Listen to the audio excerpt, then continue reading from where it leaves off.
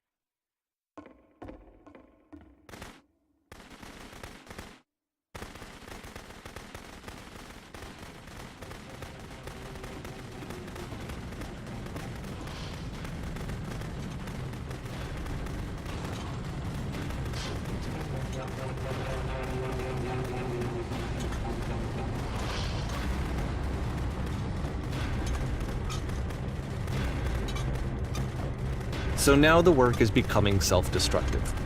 And I'll tell you, at the time that I first played this game, shortly after he made it, here's what I'm thinking to myself. I'm thinking that code is stuck in his own head, and that it's having a very negative effect on him, and that all he needs to do is just start showing his work to people, to get some actual feedback on his games. It might get him out of isolation. And so, as I'm thinking this, I realize that I could be the one to initiate it. Because it would never occur to Coda to start actively soliciting feedback, so what if I did it for him? If he could see the difference it would make to have more actual conversations with other human beings, would that bring him out of his mental spiral? Would it give him confidence in himself? Would it bring meaning back into his work?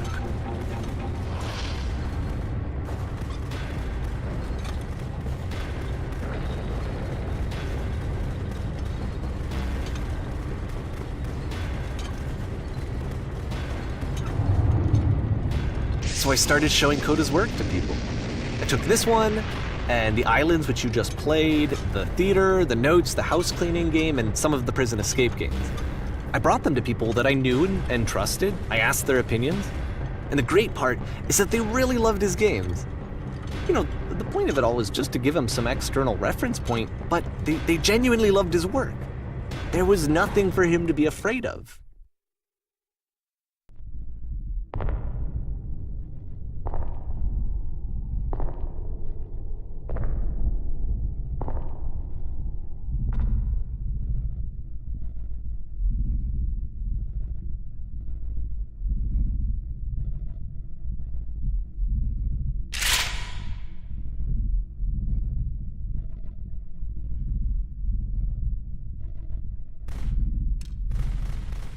Can you see why I felt like this was the right thing to do?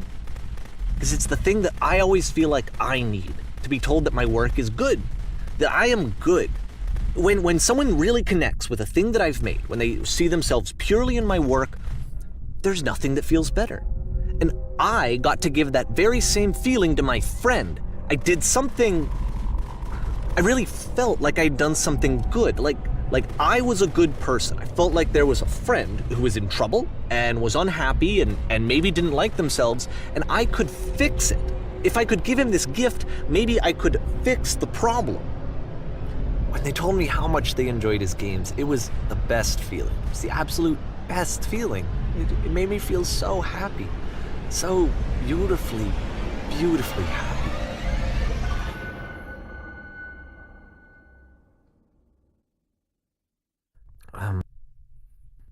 So anyway, Coda finishes this game, and then really he just kind of takes off for a while. It was June of 2011, and I didn't hear anything from him for several weeks, I guess. And so out of nowhere, one day I get an email, and it's got a private link to a new game of Coda's called The Tower. And to my knowledge, it's the last game that Coda ever made. Let's take a look.